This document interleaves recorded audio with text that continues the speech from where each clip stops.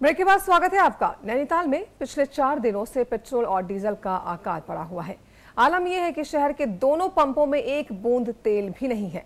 दरअसल नैनीताल में तल्लीताल व सूखाताल पंप को मिलाकर महज 2 ही पेट्रोल पंप है। पेट्रोल और डीजल के लिए लोगों को इन्हीं दोनों पेट्रोल पंपों पर आना पड़ता है, मगर इन दोनों पंपों में तेल खत्म हो चुका है। नैनीताल में हजारों की संख्या में रोज लोग आते हैं और ऐसे में सैलानियों को तेल के लिए दर दर भटकना पड़ रहा है।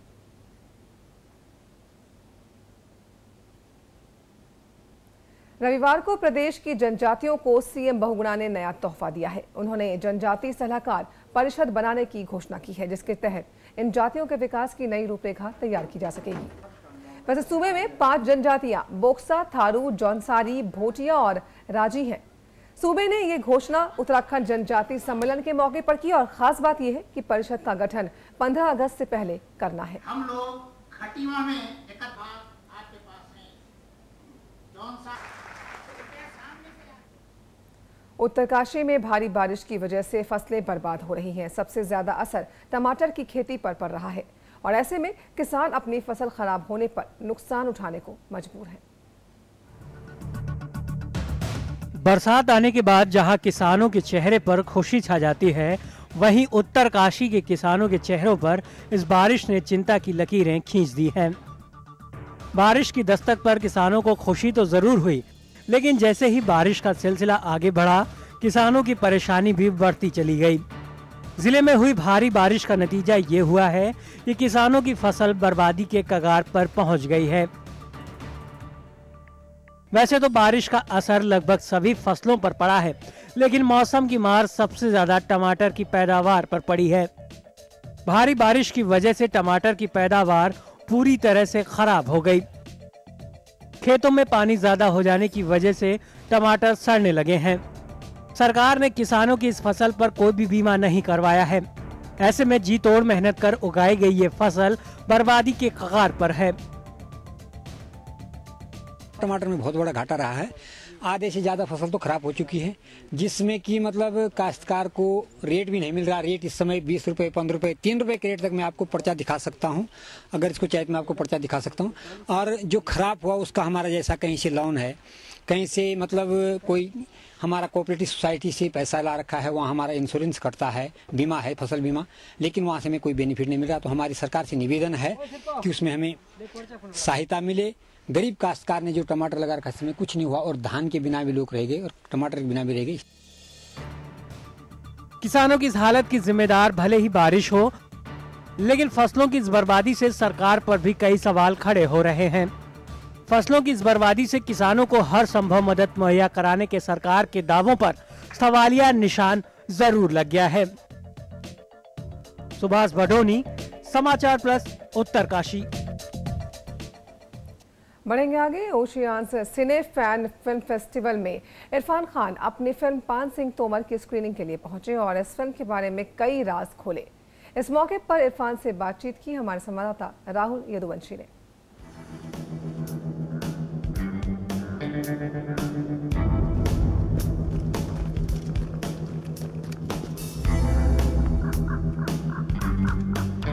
आप डकैत कैसे बने?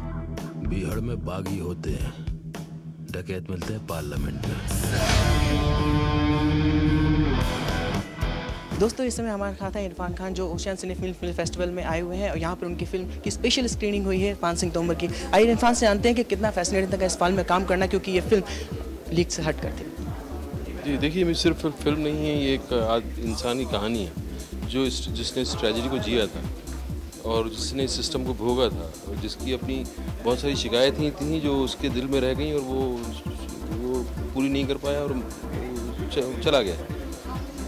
तो हमें मौका मिला कि उसकी कहानी बताने का, जिसके ज़रिए हम अपने इश्यूज़ भी एड्रेस कर सकें और एक इंटरेस्टिंग कहानी सुना सकें लोगों को। और ये कहानी ऐसी हुई कि लोग फिल्म रिलीज़ हुई, सक्सेसफुल हुई, उसके बाद फेस्टिवल में आ रही है।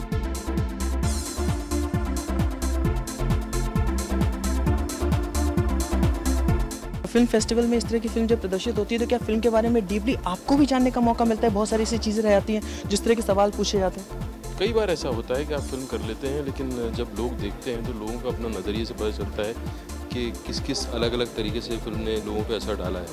और वो कभी भी कंट्रोल नहीं होता। एक एक्सप्रेशन होता है, एक्सप्रेशन के साथ देखने वाले के लिए अलग अलग मतलब होते हैं। वो कभी भी कंट्रोल और लिमिटेड नहीं हो सकता कि मैंने जो बात कही है उसका यही मतलब निकलेगा और लोग इसी तरह समझेंगे। वही उसका मज़ा है कि आपने कुछ एक्सप्रेस किया और हर आदमी ने अपनी तरह से समझा उसको, वही उसका मज़ा है। पान सिंह तोमर के दौरान आपके लिगामेंट्स में भी चोट आ गई थी, इसके बाद फिल्म की शूटिंग कितनी टफ हो गई थी, क्योंकि फिल्म में काफ़ी दौड़ना पड़ा है। लिगामेंट में चोट आ गई थी, वो ठीक हो गई थी, उसके बाद फिर दौड़े थे।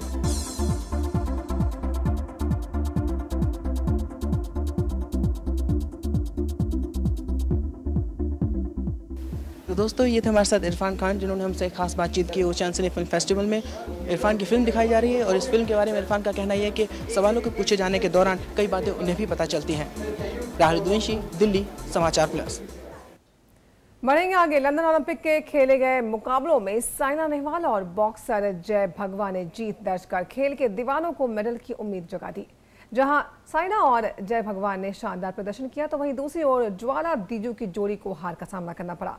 तो टेबल टेनिस और तीरंदाजी में भारत को मायूसी हाथ लगी। लंदन ओलंपिक 2012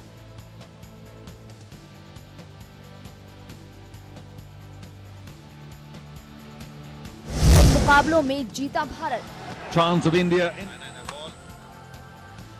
जीत की राह पर लौट रहा है Bharat. Chance of India. India. London Olympic 2012 में भारतीय खिलाड़ियों का प्रदर्शन मिला जुला रहा है। भले ही कुछ खेलों में भारत को हार मिली, लेकिन बाकी खिलाड़ियों ने भारत के दर्शकों को निराश नहीं किया। अपनी अटेम्प्ट में के शटल को वो भारत की बैडमिंटन स्टार खिलाड़ी साइना नेहवाल ने ओलंपिक 2012 में अपना अभियान जीत के साथ शुरू किया। ओलंपिक के पहले बैडमिंटन के सिंगल्स मुकाबले में साइना ने स्विट्जरलैंड की खिलाड़ी सबरीना को मात दी। साइना ने सीधे सेटों में 21-9 और 21-4 से इस मुकाबले को अपने नाम कर लिया।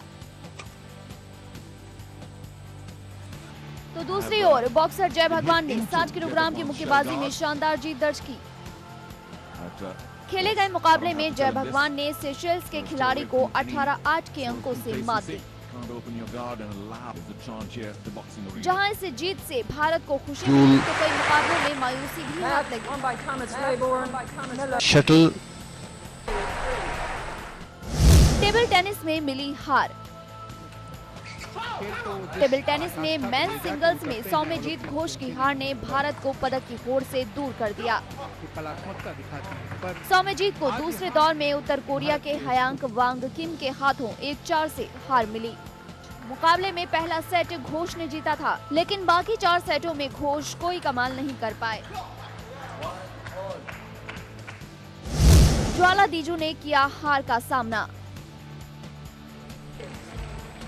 अब स्विंग नहीं कर सकते भारत और की जोड़ी ज्वाला गुट्टा और वी दीजू को दूसरे मुकाबले में हार का सामना करना पड़ा।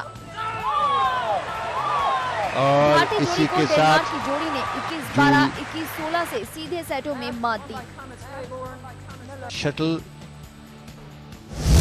तीरंदाजी में फिर मिली मात। तीरंदाजी में पहले भारत की पुरुष टीम को हार का सामना करना पड़ा था, लेकिन अब भारत की महिला तीरंदाजी टीम भी बाहर हो गई है। डेनमार्क के साथ खेले गए मुकाबले में भारत 1 अंक से हार गया। भारत ने 210 अंक अर्जित किए, जबकि डेनमार्क ने 211 अंक। Chance of India. खिलाड़ियों के शानदार प्रदर्शन से भारत की मेडल की उम्मीद अब भी बरकरार है, लेकिन ओलंपिक के केवल कुछ ही दिन हुए हैं और देखना दिलचस्प होगा कि आगे जाकर भारतीय खिलाड़ी क्या कमाल करते हैं। स्पोर्ट्स डेस्क, समाचार प्लस।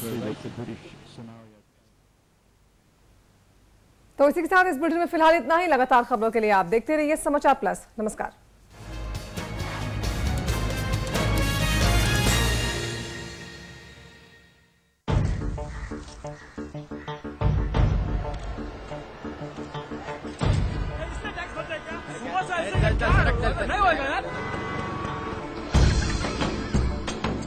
सर, आपके लिए उस पार कार का इंतजाम किया है सर। आइए सर। चल चल।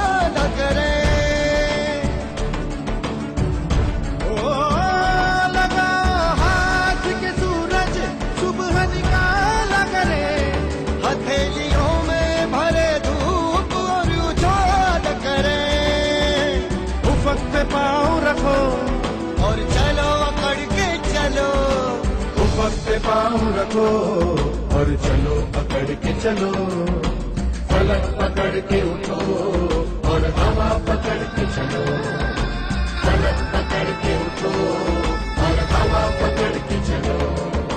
तुम चलो तो हिंदुस्तान चले, तुम चलो तो हिंदुस्तान चले, हिंदुस्तान चले। चलो।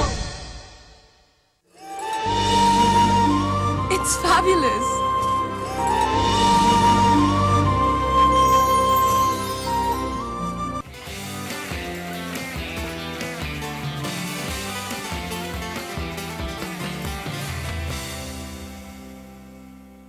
जिंदगी में हर रिश्ता प्यारा और खूबसूरत होता है, लेकिन कुछ रिश्ते हमारे दिल के बेहद करीब होते हैं। उन्हीं में से एक खास रिश्ता है भाई बहन का, और इसी रिश्ते की गहराई को महसूस करने का माध्यम है रक्षाबंधन का त्योहार।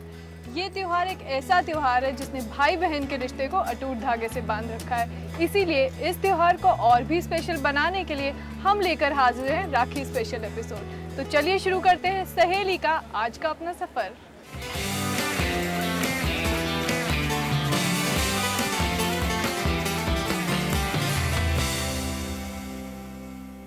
रक्षाबंधन के लिए तैयारियां तो हम काफी दिन पहले से ही शुरू कर देते हैं। कौन सी स्पेशल राखी खरीदनी है, भाई से क्या खास गिफ्ट लेना है, भाइयों को कौन सा खास गिफ्ट देना है, मुंह कैसे मीठा कराना है, वगैरह वगैरह। लेकिन इनमें सबसे ज्यादा जरूरी काम है राखी का सिलेक्शन। तो चलिए इस बार देखते हैं मार्केट में किस किस तरह की राखी अवेलेबल है।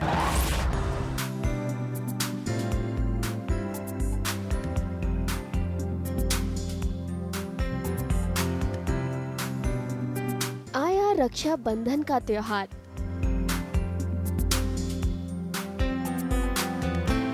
वो त्योहार जो भाई बंधन के प्यार का प्रतीक है।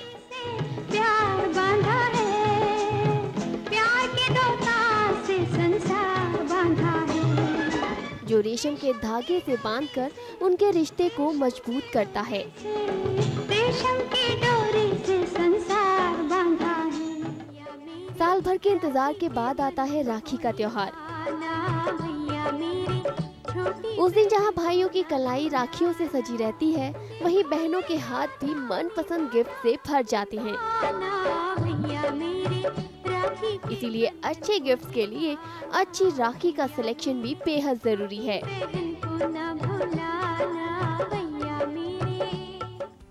राखी के इस त्योहार को खास बनाने के लिए आप भी अपने भाई के लिए एक अच्छी सी राखी मार्केट से खरीद सकती हैं।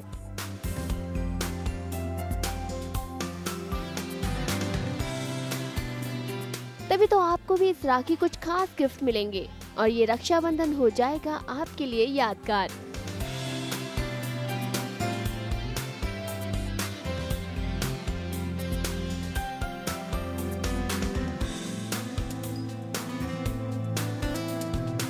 इस बार आप भी अपने भाई के लिए कोई स्पेशल राखी खरीदने की प्लानिंग कर रही होंगी, जिसके लिए आपको मार्केट में राखियों का अलग अलग और बेहतरीन कलेक्शन मिल जाएगा।